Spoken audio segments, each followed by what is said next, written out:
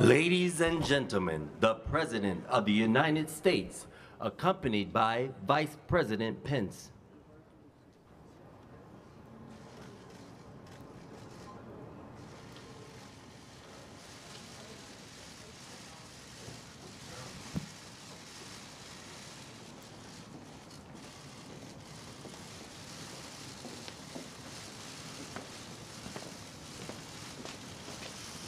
Thank you very much. We had a very, very productive meeting, and I think we've come a long way. I'll discuss that in a second, but first I imagine you've all seen the incredible job growth, 312,000 jobs, which took everybody by surprise. Estimates range from 160 to 180,000, and this really took people by surprise. This is a great number. I think it has a lot to do with the factories and with the companies that are moving back into the United States who have left, and now they're coming back to us instead of being in other countries. I can't tell you what that does to other countries, but I'm the president of this country. So 312,000 jobs was a tremendous number, and obviously having a big impact on the stock market today. And I do want people to remember that we've had a tremendous success, despite the fact that I'm in the midst of negotiating incredible trade deals for our country that should have been negotiated many years ago by both parties, to be honest. But many years ago, we are doing very well in our negotiation with China. We pretty much concluded our negotiation with Canada, with Mexico. We have done the deal and signed the deal with South Korea, which a lot of people said was not going to happen, would be impossible. It's a good deal. It was a horrible deal. It's a good deal. I think a lot of this has to do with the fact, though, that already companies are moving back into our country that have left our country in some cases. In some cases, they're moving back because they want to be here. But in many cases, these are automobile companies that have left and gone to other countries, and now they're coming back to the United States. So it's nice to see. One of the things that's so beautiful to watch is 3.2% wage growth. That hasn't happened in so long for our country. That's an incredible thing. That means people are actually getting more money, taking home more money, and that's something that's really nice to see. A lot of you have been following me when we were on a thing called a campaign. That was an exciting campaign, a great campaign. And I used to talk about wages going down, not going up, but going down for years, 19 years. And now they just went up 3.2%, and yet there's no inflation because other things are going down, like the price of your gasoline at the tank. It's low, and that doesn't happen by luck. I work hard on that. That's like a tax cut for people. So a lot of good things are happening. Labor participation rate increased to 63.1. That's an incredible number also. So I just wanted to bring that out. The economy is very good. And remember, from the time of my election, the stock market's gone up very close to 30%. And that's with all of the things that are happening. And there are a lot of things happening. We have a massive trade negotiation going on with China. President Xi is very much involved. So am I. We're dealing at the highest levels, and we're doing very well. We're doing very well. In the meantime, we've taken in billions and billions of dollars in tariffs from China and from others.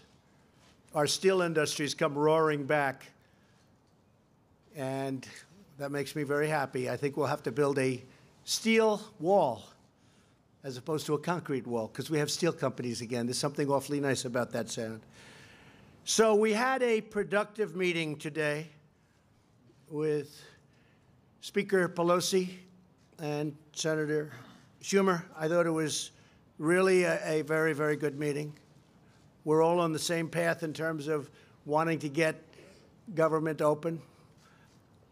We're going to be meeting. I've designated a group, and we're going to be meeting over the weekend, that group, to determine what we're going to do about the border.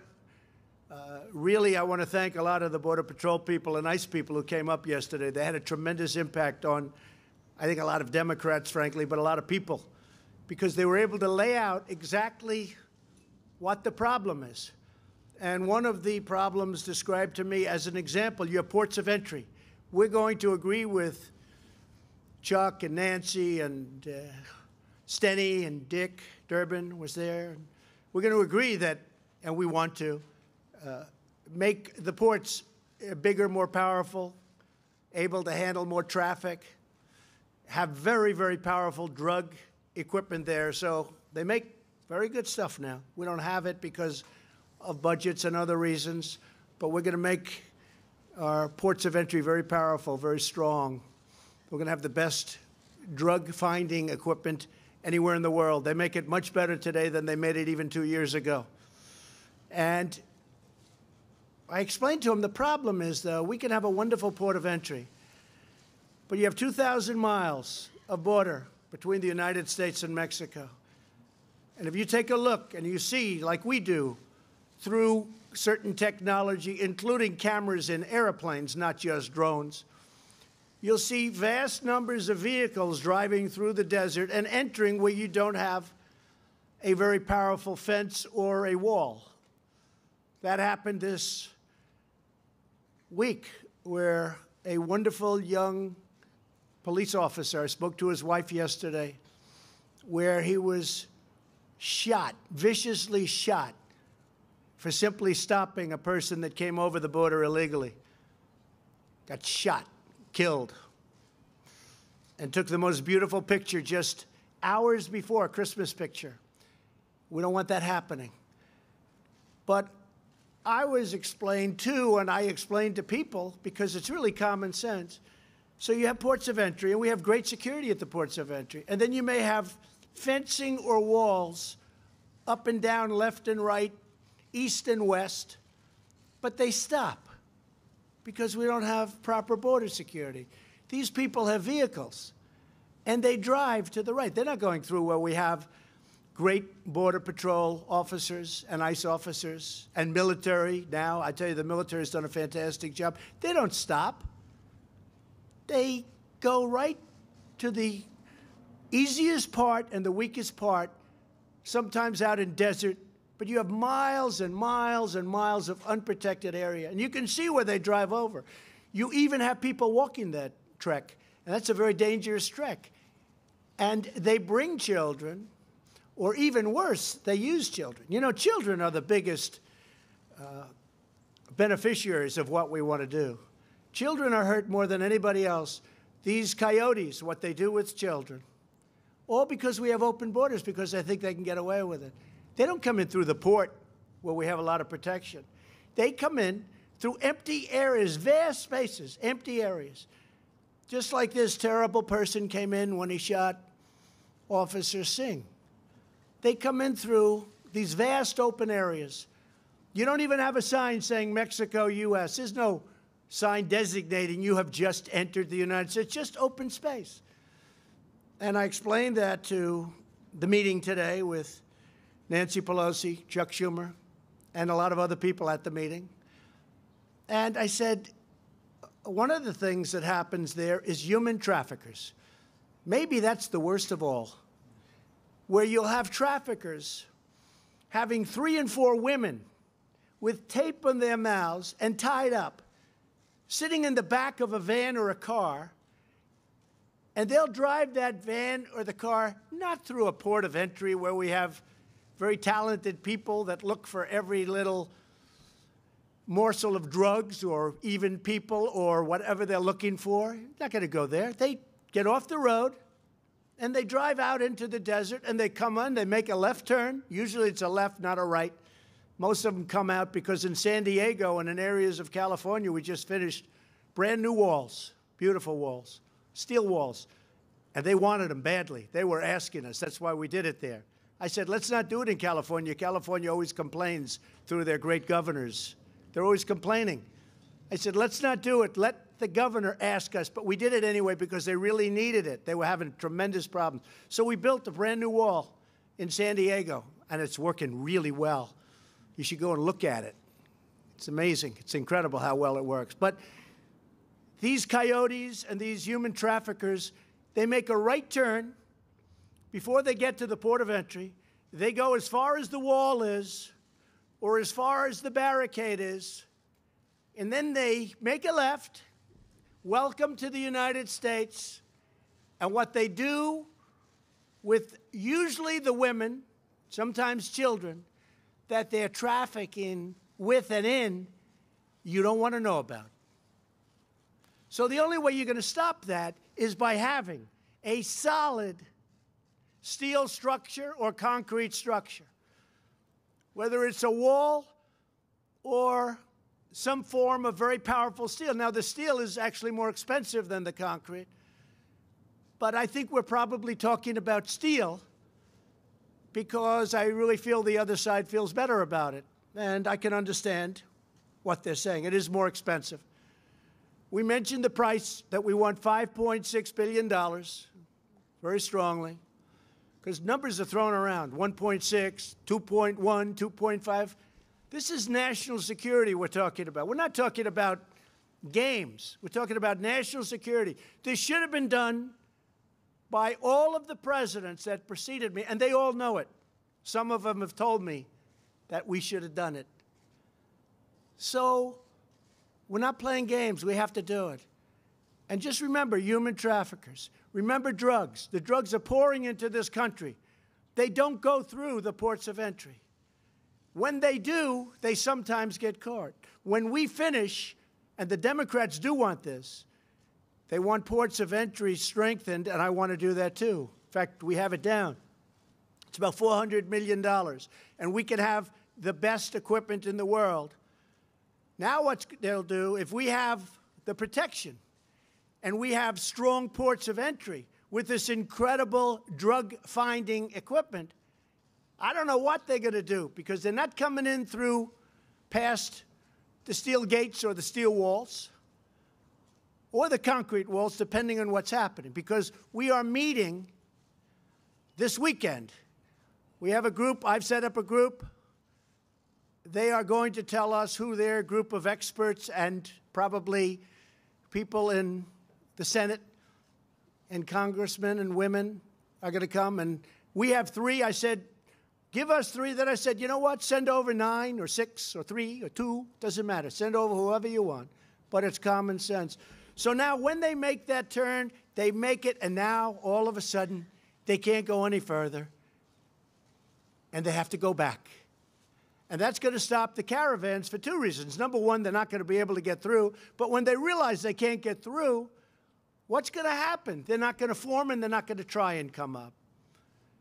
And they can apply for asylum, and they can, most importantly, they can apply for citizenship, because the companies that I told you that created these great job numbers, they're incredible job numbers, beyond anybody's expectations. I don't think there was one Wall Street genius, of which I know many of them, but they're not geniuses. There's not one that predicted anywhere close to these job numbers. I thought they were going to be good, but there wasn't one that I saw. So now we have everything so beautifully handled. We need to have, however, we need border security. And all of this security, if we do what I think what the Democrats want, all of the border things that we'll be building will be done right here in the good old USA by steel companies that were practically out of business when I came into office as president, and now they're thriving. You call up the heads of U.S. Steel, and I could name 10 companies. You look at what's going on in the steel industry. It's almost a miracle. It was a dead industry. We need steel for defense. We need steel for a lot of things, steel and aluminum. But those industries were in deep trouble. The steel industry was almost dead, and now it's a very vibrant, vibrant industry. So what I'm going to do is ask, first of all, Mike Pence, Vice President, to say a couple of words, because Mike is, we put together a team of people that will work over the weekend, and they'll be negotiating on the border, on the look, on different things having to do with border security, including at the ports of entry. And I think they're going to be very successful, because I found the Democrats really want to do something. So we're at 5.6, if you look at it, $5.6 billion. But we are able to also, in addition to that, because what we want to do has to be done properly, and we're negotiating very tough prices, very, very tough, because you heard much higher numbers. Those higher numbers were very much a misnomer. You heard 20 and 25 billion in DACA. What happened is when a judge incredibly, because it was an incredibly, I will say, wrong decision. In fact, President Obama, when he signed the DACA with the executive order, made a statement to the effect, this isn't going to work. And some judge from the Ninth Circuit, here we go again, upheld it. And then it was upheld by the Ninth Circuit appellate. And now it's going before the United States Supreme Court. And hopefully that will be properly adjudicated, because if it is, talks will begin on larger immigration matters having to do with DACA, having to do with other things. So that is taking place. We may add a few things onto our discussions over the weekend, but I'm going to ask Mike Pence, and then I'll have Leader McCarthy say a few words, and we'll take a couple of questions. But we're very proud of the jobs and the job numbers. That was incredible. And I think I'll be even more proud if we can have great border security for the first time in really the history of our country. The southern border is a dangerous, horrible disaster. We've done a great job, but you can't really do the kind of job we have to do unless you have a major, powerful barrier, and that's what we're going to have. So first we start with Mike Pence. Okay, Mike.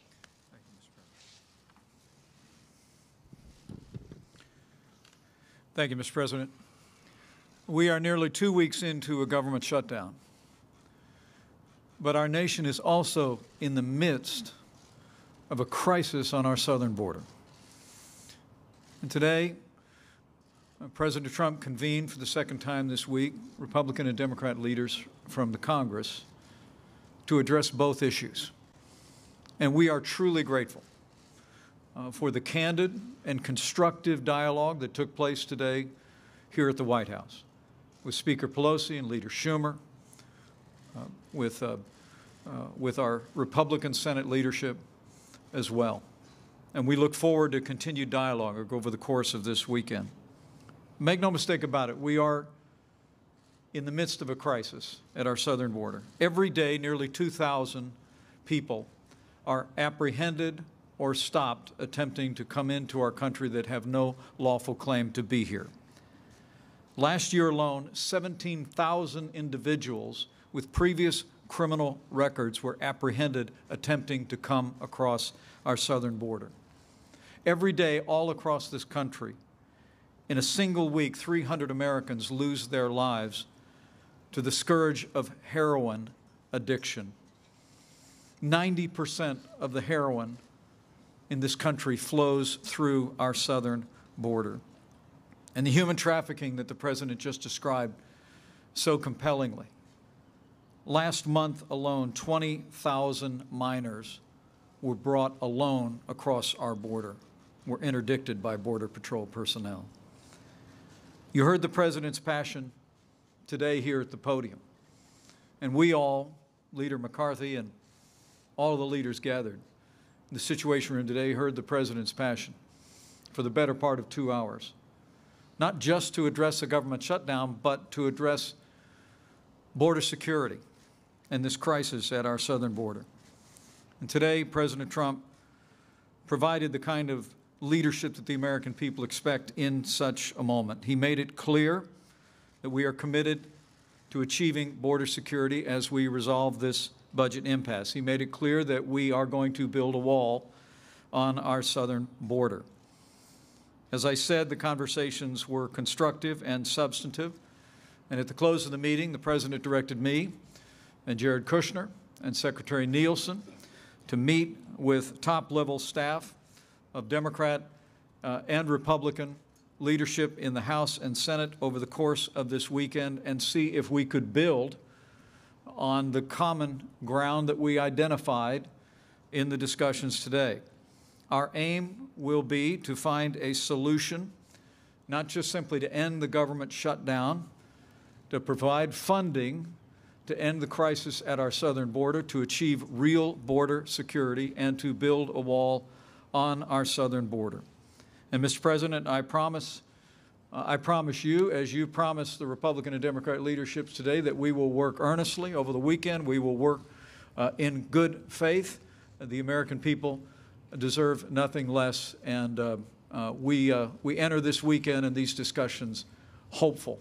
Again, not simply that we will end a budget shutdown, but that we will make finally meaningful progress on securing our southern border to prevent the flow of narcotics, human trafficking, illegal immigration that has so beset our country now for more than a generation. And with the President's leadership and direction, we'll hope to accomplish just that. Thank you, Mike. Thank you very much. Kevin? I came down for the second time this week. Basing on the meeting that we had earlier in the week, I didn't expect the meeting to last very long. It was 2 hours. This was much more productive than we've had in any other time. I think there's places that we can find common ground. The President was very strong what he needs to have happen here. We need border security. We want the government to open. But I found in our discussion, sometimes we're tough, but there is areas that we can find agreement on.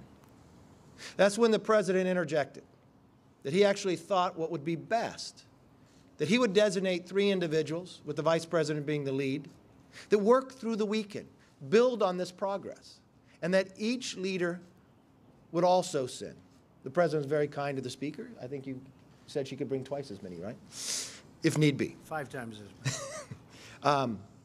I know Mitch McConnell, the leader McConnell's sending down. I'm sending members down, staffers that can work throughout the weekend. I know the President said he will call us back next week, invite us back as well. We want to solve this problem. There is a great need to do it, and we can get it done. It just has to have the will. But I see the will from this administration. I will promise you this. I will work with anybody who wants to move America forward, secure our border, and put this government back open. And I'm making that pledge here. And I hope every other leader will make that pledge as well. And if that means we're staying in the room to get it done, we will stay in the room and get this job done. And there was progress today. I look forward to solving it. Thank you, Steve. Steve, please. Thank you, Mr. President. And I thought we had a very important and productive meeting today. And what this has always been about is securing the border and keeping America safe. I want to thank the President for the commitment that he's made for over 2 years now to achieve what many presidents promised, and we've seen the promises, but it was never followed through with actual law that gets this job done. Secretary Nielsen has gone over the numbers, and the numbers are alarming. You know, one of the numbers that jumps out is last year, in 2017 actually, over 3,700 known or suspected terrorists tried to enter into this country. These are serious numbers. When you see the human trafficking, in 2017, our ICE agents saved over 900 kids. 1 year alone, saved over 900 kids from sexual assault and human trafficking, things that are happening at the southern border because there's no wall, there's no physical barrier, there's no way to actually control ports of entry. If somebody wants to seek asylum, there's a way to do that. There are legal ways to come to this country, and legal immigration has made this country great. We, by the way, America, let in over 1 million people every single year. By far the most generous nation in the world. And yet we have laws that need to be followed to keep Americans safe and to protect the integrity of a system where right now there are millions of people who are waiting in line to come to America to seek the American dream, like Officer Singh did when he sought his chance at the American dream. That dream was taken. It was taken because we don't have a secure border. We can't let this continue. As we work to open the government, let's always keep the focus on what this is about.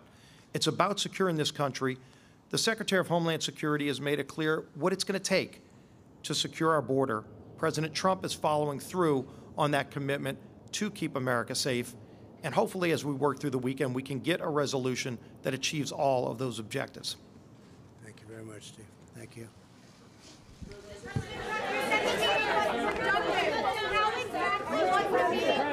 Major, go ahead.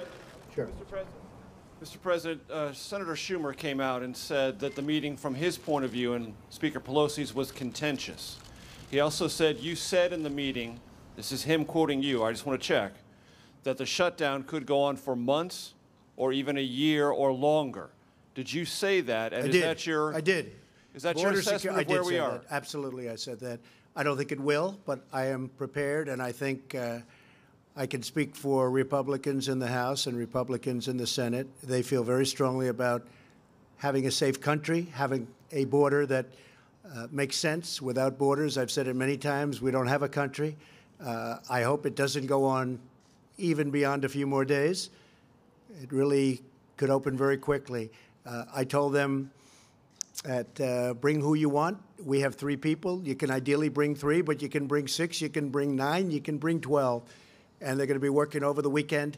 I think it may have been somewhat contentious, but I think it was very productive. I have to say that. And I think he said that, too. What was the productive part from your point of view, Mr. President? Did the Democrats move at all in your direction on funding of a border barrier? Well, I don't want to get into that because I don't want to put them in a position where they have to justify anything to a lot of the people that they have to make happy. We want to save lives. We want children to be safe. The children are being decimated.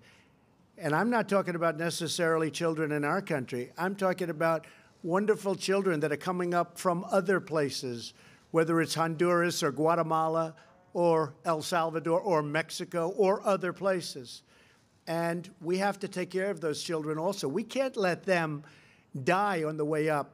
What's happening to women on those caravans, you're not talking about it, but it's horrible what's happening.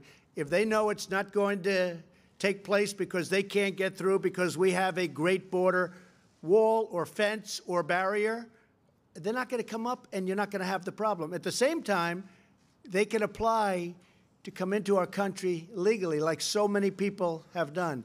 And we need people, Major. We have to have people because we have all these companies coming in. We need great people, but we want them to come in on a merit basis, and they have to come in on a merit basis. They can't come in the way they've been coming in for years. I get calls from the great tech companies, and they're saying, we don't allow people at the top of their class at the best schools in the country, we don't allow them to stay in our country. So they end up going back to China and Japan and so many other countries all over the world, and we don't keep them. They get educated at our finest schools, and then we don't allow them through a various set of circumstances to have any guarantees of staying. So we lose out on great minds. We can't do that. We have companies that if we don't change that, and we're working on that, and we discussed that with the Democrats, and I think they agree. We're working on that. But we don't want to lose our great companies because we have a ridiculous policy that we won't accept smart people. So call it politically correct or not. But we have to let these great, brilliant companies have the smartest people in the world. Yes, ma'am. Hold it one at a time, please. Go ahead. Mr. President, why not reopen the government to create more space to have that broader conversation about immigration? Well, we think it could go very quickly. Reform? No, we won't be opening until it's solved. We think this is a much bigger problem. The border is a much more dangerous problem. It's a much bigger problem. It's a problem of national security. It's a problem of terrorists. You know, I talk about human traffickers. I talk about drugs. I talk about gangs. But a lot of people don't say we have terrorists coming through the southern border because they find that's probably the easiest place to come through. They drive right in and they make a left. Not going to happen. Not going to happen. So we're not going to do that. We won't be doing pieces. We won't be doing it in drips and drabs. And I'll tell you what, I've seen a lot of people over the last week and a half. I've been right in this magnificent structure right behind you. It's called the White House. And I was here on Christmas, and I was here. My family was in Florida. I said, go to Florida. And I didn't even find it to be a lonely place. There's something very special about the White House. But I was here Christmas. I was here on New Year's Eve. And I will tell you, the people that I've spoken with, and I've gotten to meet a lot of people that I wouldn't have met. A lot of people have been coming through the White House and explaining different things and different attitudes. A lot of people that you think are upset, and certainly they're not thrilled, but they say, sir, do the right thing. We need border security. And these are people that won't be getting paid. Border Patrol yesterday was saying, sir, we're affected by it. Do what's right. It's time. This is after many, many decades. Many, many decades. This should have taken place a long time ago. We're going to get it done. Yes, ma'am. Thank you. Two questions for you. Was DACA part of the discussions today? And also, why did it take this many days for a working group to come together? Why didn't you just hash the details out today? Well, sometimes that's what happens in a negotiation. It does take longer than it should, and sometimes you agree to things that could have been agreed to 2 weeks ago, but that's just the way a negotiation is. I mean, we set out a number, $5.6 billion. We're very firm on a number. We also explained that, as you probably understand, the military is very affected. We may use the military for parts of it. Homeland Security obviously is very affected. We may, in addition to the 5.6, we will use Homeland Security funds. So we have things happening in addition to the 5.6, but we have to get a structure built. Was DACA part of the discussion? Please, so go just ahead. to follow up. Go ahead. Was DACA discussed? Thank you, Mr. President. To follow up on that question, with respect to the DACA program, were you discussing that in terms of a pathway to citizenship being included in the end to the partial government shutdown? Well, we discussed it a long time ago, as you remember. That was when they had this mythical number of $25 billion. But actually, it was $25 billion, but only $1 billion up front. Then we talked $2 billion, $1.5 billion. The rest of it, the government couldn't guarantee because it's not set up to guarantee. You remember those discussions. But where it really ended was when the judge ruled against. And it was, I said, as soon as that happened, because that was a shocking decision. It was shocking to the Democrats, and it was more shocking to the Republicans. It was an incorrect decision. It was a political decision made by a judge. And I know a lot of people don't like when I say it. But try going there sometime to the Ninth Circuit and try winning a case. Not easy. Everyone files right in the Ninth Circuit. The fact is, it was a terrible decision and an incorrect decision. When that decision came down, when that judge ruled the way he ruled, I said, as soon as I heard it, I said, you know what's going to happen? We're never going to hear from them again. And that's what broke up the DACA deal. Yes, we had a pathway. We had many things. That was getting close to being a deal. The problem was that the money was a very small amount of money. It wasn't really the 25. It was 25 and then come back every year. Well, we don't want to go through that every year. But we were getting close, and I said as soon as that decision came down, that incorrect and horrible decision, I mean, there's been a number of them made lately, but as soon as that decision came down, I said, you'll never hear from them again. And I called up. I said, hi, it's President Trump. What's going on? They say, President Trump? We don't know who that is. It was over. The deal was over. That's what killed the DACA deal. It was nothing else. It was the judge's decision. And if the Supreme Court does what really everyone thinks from a legal standpoint it should be doing, if they don't allow the President of the United States, which is me also, because if President Obama is allowed to do that, I'm allowed to do it also. Can you imagine?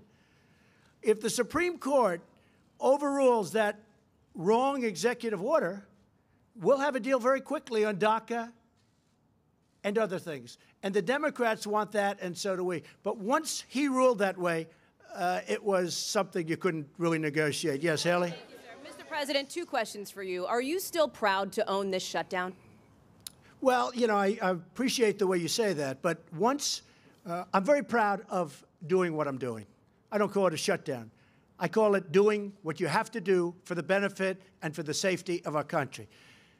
But when Nancy Pelosi said, you don't have the votes in Congress, I will tell you what I was proud of. I was never more proud of my Republican Party and those congressmen and women when they saw that and they got together and they voted 217 to 185, and it wasn't even close. That was an incredible day. I'm very proud of that when she said you couldn't get the vote. And I'm not holding that against her because despite the fact that I'm not saying it was an easy meeting or even a kind meeting or a nice meeting, but in the end, I think we've come a long way.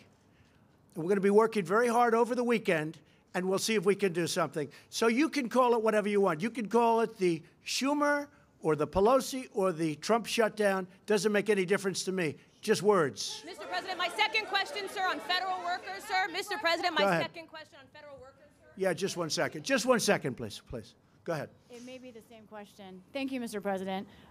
2 questions just to follow up on DACA. Yeah. Are you open to a path to citizenship in theory for DACA recipients? And then can you explain to federal employees of the agencies that are closed, which are not Homeland Security, why those agencies should stay closed? Homeland Security is significant in of itself if it stayed closed. Because we want to do what's right, and we want to do it all at one time. We don't want to take it in pieces. We just don't want to do that. And DACA is going to be a great subject. I look forward to discussing it. We'll discuss it at another time. But there are a lot of great things that can happen with DACA if the Democrats want to do that. I think what we're all waiting for, to be honest, is the Supreme Court judges, the Supreme Court justices ruling in a not very long period of time. You know, as you know, it's up now. Hopefully, they will be making a ruling maybe sometime in the summer. So I think before we discuss too much DACA, I would like to see what happens. I think it's a very important decision because, frankly, if they rule the way it is, it gives the president too much power. Can you imagine me saying that? But I would be entitled to the same power. It's not a correct thing that took place. And President Obama never felt it was going to hold up, and it held up. But I don't think it's going to hold up at the Supreme Court. If it doesn't hold up, you're going to see a lot of good things happening because you'll be having DACA and you'll be putting other things with DACA. Hopefully by that time, the wall will be well under construction. And just a little statement on that. We've already built a lot of the wall. We've been working very, very hard. We've renovated a tremendous amount of wall. I just told you we did a lot of wall in San Diego where we needed it very badly, where they wanted it very badly. So we haven't been sitting still for the first, believe it or not, less than 2 years. We've been working very, very hard. The wall is, we've done a lot of miles of wall already. So we're not just starting off fresh, but we have large numbers of miles that we have to do. And we can't let gaps, because if you have gaps, those people are going to turn their vehicles, or the gangs, they're going to be coming in through those gaps, and we cannot let that happen. Kevin. Thank you, Mr. President. I appreciate that. Question about government employees. What is your personal message to those who are impacted by the shutdown? And if you wouldn't mind, if you could comment on the remarks made by a freshman congressperson about impeachment involving a bit of a profanity last night. Well, you can't impeach somebody that's doing a great job. That's the way I view it. I've probably done more in the first 2 years than any president, any administration in the history of our country. You look at tax cuts, you look at regulations, you look at what we've done for the vets, you look at the rebuilding of the military and the numbers that we're talking about, and many other things. I can give you a list. It's pages long. So I think it's very hard to impeach somebody who's done a great job. That's number one. And we even talked about that today. I said, why don't you use this for impeachment? And Nancy said, we're not looking to impeach you. I said, that's good, Nancy, that's good. But you know what? You don't impeach people when they're doing a good job. And you don't impeach people when there was no collusion, because there was no collusion. You know Russians better than I do, Kevin, okay? There was no collusion. I didn't need Russians to help me win Iowa. I didn't need Russians to help me win the great state of Wisconsin and Michigan and Pennsylvania. I won them because I went there and I campaigned hard. And my opponent didn't go there enough. And she lost a lot of good states, a lot of states that for many, many years, for decades, have gone Democrat. They went Republican. That's why I won, not because of Russia. Your comment about the freshman congressperson's comments specifically about... Well, I thought her comments were disgraceful. This is a person that I don't know. I assume she's new. I think she dishonored herself, and I think she dishonored her family. Using language like that in front of her son and whoever else was there, I thought that was a great dishonor to her and to her family. I thought it was highly disrespectful to the United States of America. Yes. Go ahead. Thank you, Mr. President. Earlier this week, you repeated your claim that through the USMCA, Mexico will be paying for the wall. Can you describe in detail the specific mechanisms in the trade deal that will Well, you're make going to be Mexico seeing it pay very for the soon. wall? We made a new deal, a new trade deal. NAFTA has been one of the great disasters of all time, probably the worst trade deal ever made, maybe. We lost millions of jobs, thousands and thousands of companies. NAFTA left our country dry. NAFTA was a disaster. I campaigned on either terminating or renegotiating NAFTA. And Bob Lighthizer and Jared Kushner and a whole group of people did an incredible job. They did an incredible job. And now we have a deal that's great for our country. And by the way, good for Mexico, good for Canada also. As you know, it's the three countries. We will be taking in billions and billions of dollars more money for the United States, including jobs, including companies that won't be leaving us anymore and going to Mexico and in some cases Canada to a lesser extent. But we lost 25% of our car business because of NAFTA. NAFTA was a disaster. Now we have the USMCA. It's the United States, Mexico, and Canada trade agreement. It's brand new. It's totally different. It makes it very difficult for companies to, incentive-wise, move to other countries. And we will be making billions and billions of dollars a year more money. So why not use that for the wall, paying, though? excuse me, because I didn't have to. That is paying for the wall. Many, many times over. In fact, what we save on the USMCA, the new trade deal we have with Mexico and Canada, what we save on that just with Mexico will pay for the wall many times over just in a period of a year, 2 years, and 3 years. So I view that as absolutely Mexico is paying for the wall, and that's fine. Will you be pressuring Putin? Yes, yes, ma'am. Go.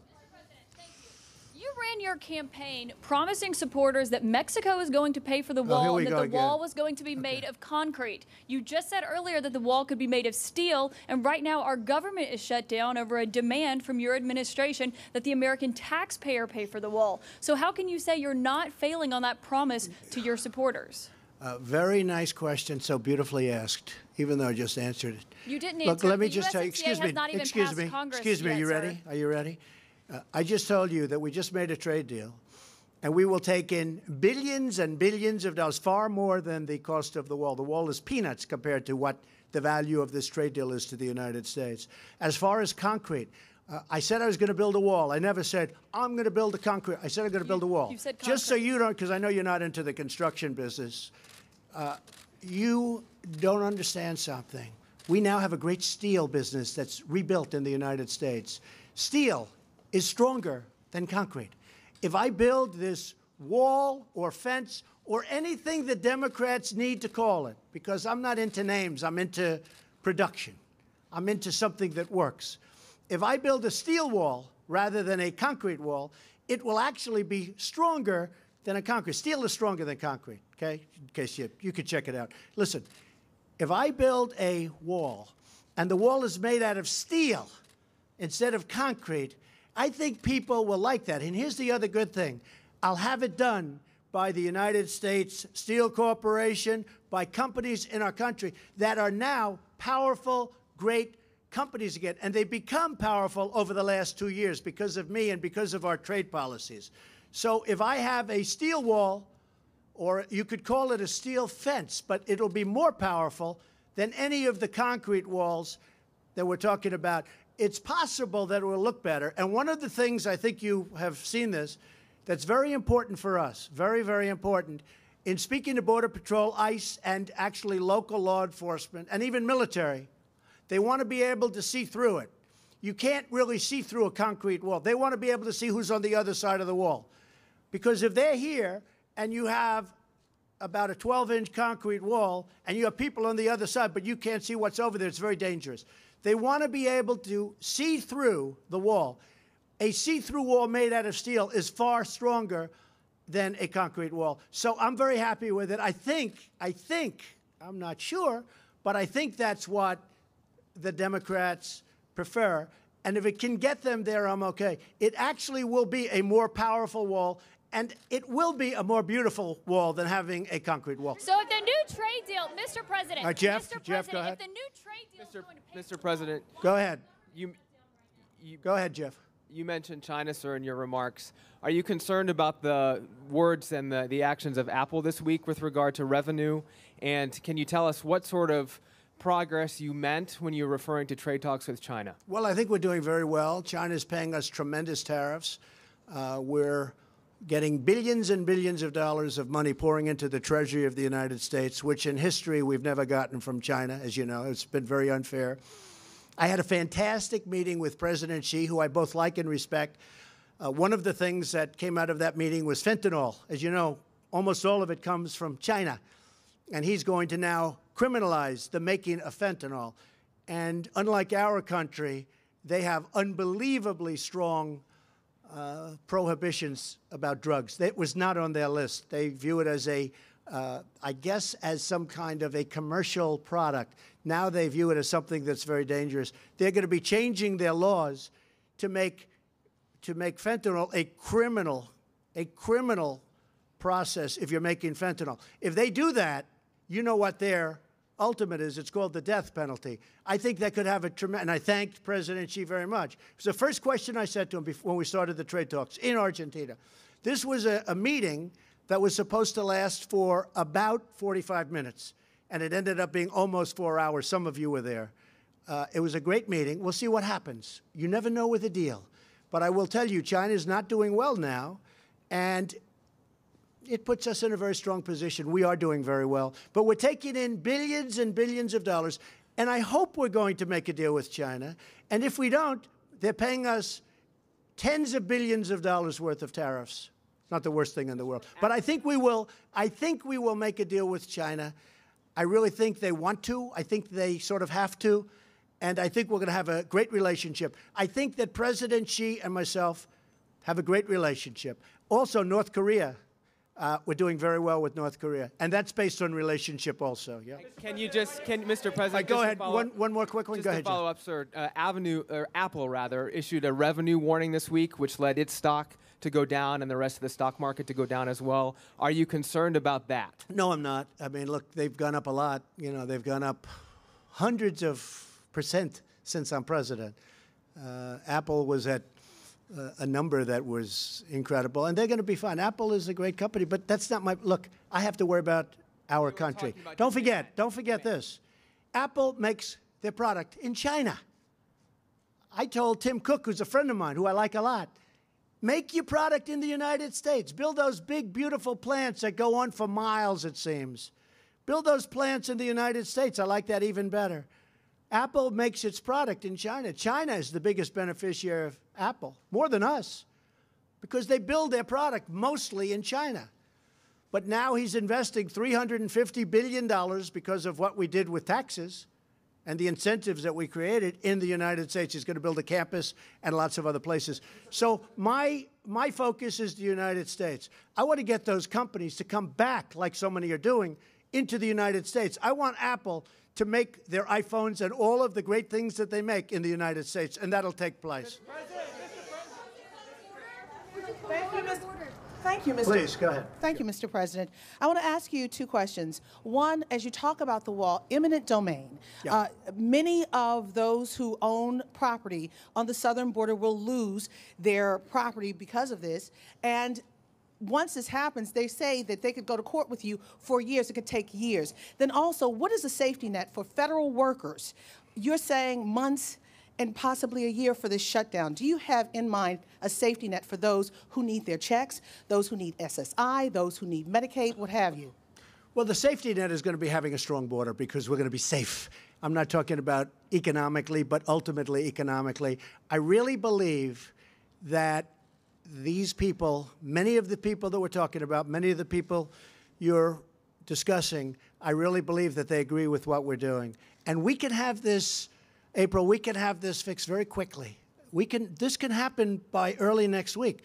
We're going to be working over the weekend. We can have a solution to this, but I wanted to keep it all at one point. And I think a lot of the people that you're referring to, April, are really wanting that to happen too. I really believe a lot of them want to see border security, and they're willing to give it up. When I had the people in yesterday, and they represent most of the Border Patrol. The people that you had yesterday that were at the news conference, they represent most of Border Patrol. Every one of them said, don't even think about us get this fixed. That is doing the great thing for our country. As far as eminent domain, you're right, 100%. Eminent domain is very interesting. But without eminent domain, you wouldn't have any highways, you wouldn't have any schools, you wouldn't have any roadways. What we're doing with eminent domain is, in many cases, we'll make a deal up front, and we've already done that. The Secretary has done a lot of that. And if we can't make a deal, we take the land and we pay them through a court process, which goes actually fairly quickly. And we're generous. But we take the land. Otherwise, you could never build anything. If you didn't use eminent domain, you wouldn't have one highway in this country. You have to use eminent domain. It's actually something you don't want to use it, but if you're going to do a stretch, as an example, on pipelines and other things that go, you have to use eminent domain. Otherwise, you'd never be able to buy the land. If we had one person that wouldn't sell us out of hundreds, just one, it only takes one, that we wouldn't be able to build proper border security because we'd have that big opening that I was talking about. So what happens is some are paid up front. You make a deal up front, and we're willing to do that in all cases. And when they're unwilling to make a deal, which also happens, then you go to court. But in the meantime, we're able to build the border security. So I think it's a fair process. I think it's a process that's very necessary, but I think it's fair. But that couldn't that hold up your wall? No, it's not going to hold it up because under the military version of eminent domain and under actually Homeland Security, we can do it before we even start. Now, a lot of times we'll make a deal. And I would say a good percentage of the time we're making deals. We have already purchased a lot of it. You know, a lot of the money that we've been given has already been spent on purchasing the land, the right-of-way. It's essentially a right-of-way. So we are very, very far along on that. But eminent domain is something that has to be used, usually you would say for anything that's long, like a road, like a pipeline, or like a wall or a fence. Okay? Thank you. Good question. It's a good question. Please, go ahead. Thank you, sir. Two questions. First, Mr. President, have you considered using emergency powers? Should we keep this going or not, Fox? Sure. I just don't want to say, oh, he stood out there. You know, you have so many questions. I'm just looking at Mike and Steve and Kevin. I'm saying, should we? And most importantly, Madam Secretary. None of us brought coats. I'm just, oh, are you cold? Get out of here. Here, take mine. You want mine? No, I'm just saying, should we keep this going a little bit longer? Yes, indeed. Go ahead. So, first, let me know when you get tired. I'm not. Have you considered using emergency powers to grant yourself authorities to build this wall without congressional approval? And second, yes, on I have. Mexico, you have? Yes, I have. And I can do it if I want. So you don't need congressional approval to build the wall? No, we can use them. Absolutely. We can call a national emergency because of the security of our country. Absolutely. No, we can do it. I haven't done it. I may do it. But we can call a national emergency and build it very quickly. And it's another way of doing it. But if we can do it through a negotiated process, we're giving that a shot. So is that a threat hanging over the Democrats? I never threaten anybody. But I am allowed to do that, yes. Second question. Called a national emergency. On Mexico, the benefits from that trade deal are going to go to private companies, private citizens. So you're talking about tax revenues. They're going to pay tremendous tax. So it's American taxpayers. I'll give you an example. When a company was going to leave for Mexico, or Canada, but for Mexico, because we lost tremendous amounts of our car business, like 25%, to Mexico. If they stay, all of those taxes that they have been paying, real estate taxes, sales taxes, employer taxes, tremendous taxes that nobody even understands they pay. They're tremendous. Income taxes, federal income taxes, state income taxes in some cases. All of those taxes stay with us. The wall is, it's great, but the USMCA, which gives a disincentive for companies to leave, it's a tremendous disincentive. Anybody that leaves after this deal is done, look, it's one of the primary reasons that I like it, because I can live pre-NAFTA, too. The only thing I can't live with is NAFTA. I can live pre-NAFTA, before NAFTA, before everybody left New England and left all of the different places, Ohio, Pennsylvania. I mean, you still have empty steel factories all over the place and other factories. I can live pre-NAFTA very easily. But the only thing I'm not living with is NAFTA. That was one of the worst trade deals ever made. So those are American taxpayer dollars, which you consider essentially Mexico paying for the wall. Well, many, many times over. Look, the USMCA will make, in the form that we right now are losing, approximately 100, hard to believe, and this doesn't include the drugs pouring in, which is probably a much higher number than anybody would even know, in addition to destroying lives and families so horribly. We are losing close to $100 billion a year on trade with Mexico for many years. Not only that, they have a tax of 17%. We don't have a tax. So they have a value-added tax of 17%. We don't have a tax of 17%. That deal was bad the day it was made because they charged a tax before the deal was made, and we didn't. It was an obsolete deal when it was made like 30 years ago, whatever it was. No, all of this stuff is changing now. This is a fair deal. This is a good deal for Mexico. Frankly, oil companies and other companies have an incentive now to go to Mexico and take oil out. And that's why we're keeping gasoline prices so low. You look at what's going on with gasoline prices. I mean, it's rather incredible. If you look back 4 months ago, oil hit $83 a barrel. 83.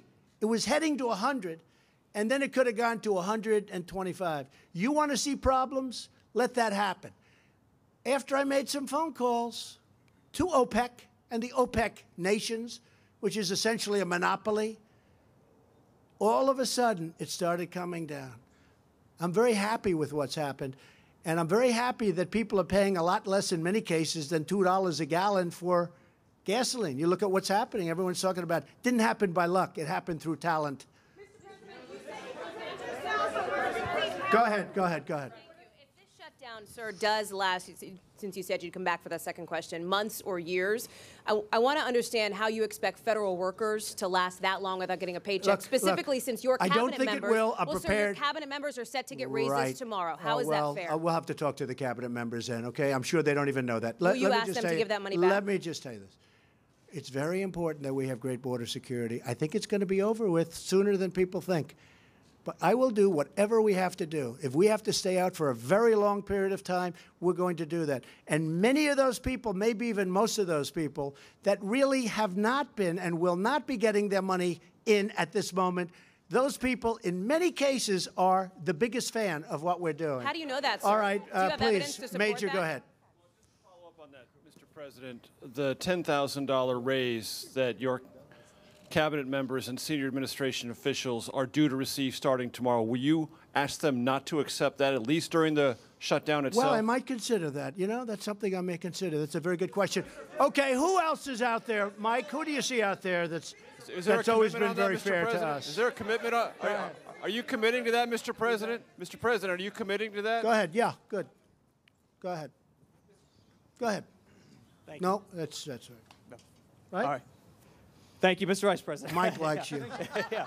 Thank you, sir. Mike highly recommended you. Okay. Watch. This will be the killer of them all. Go ahead. Well, two questions, if that's all right. First one is kind of a follow-up for that. You were a landlord. For people that are worried about paying their rent checks, government employees right now, people that are worried about bill collectors, would you ask those companies, the landlords, to kind of go easy on? I think they will. I think they will. I'm sorry. Would no, you ask them? I think that happens.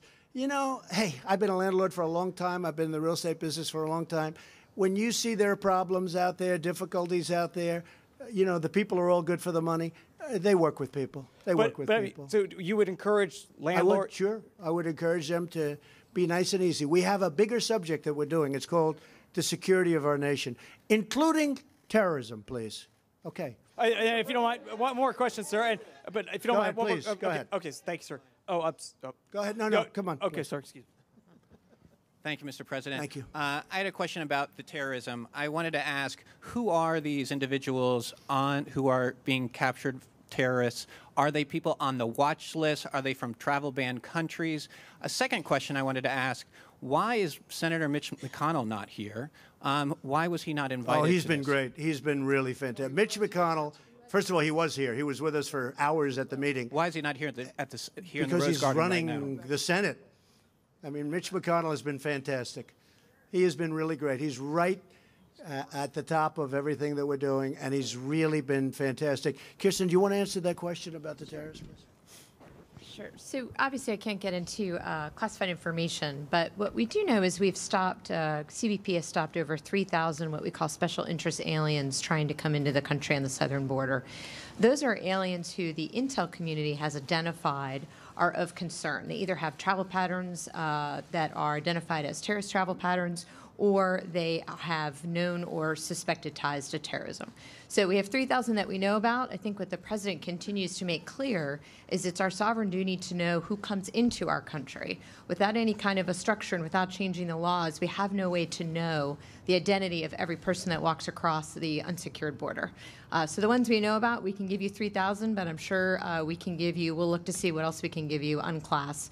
Obviously, there's ongoing investigations that I can't get into.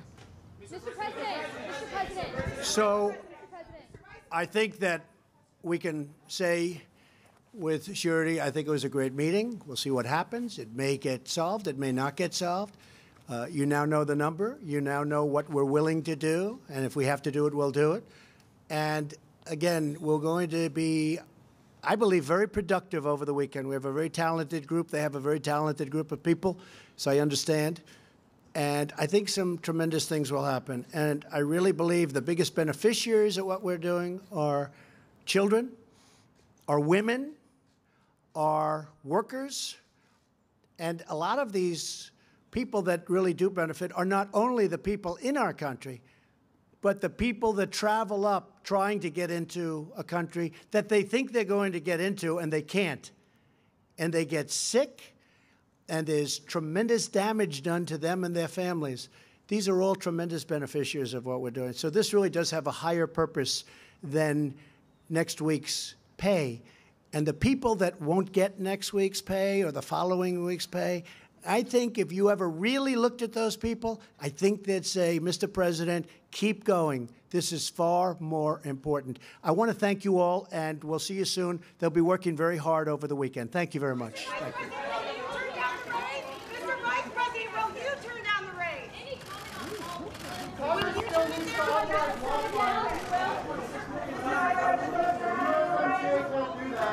I'll get you straight.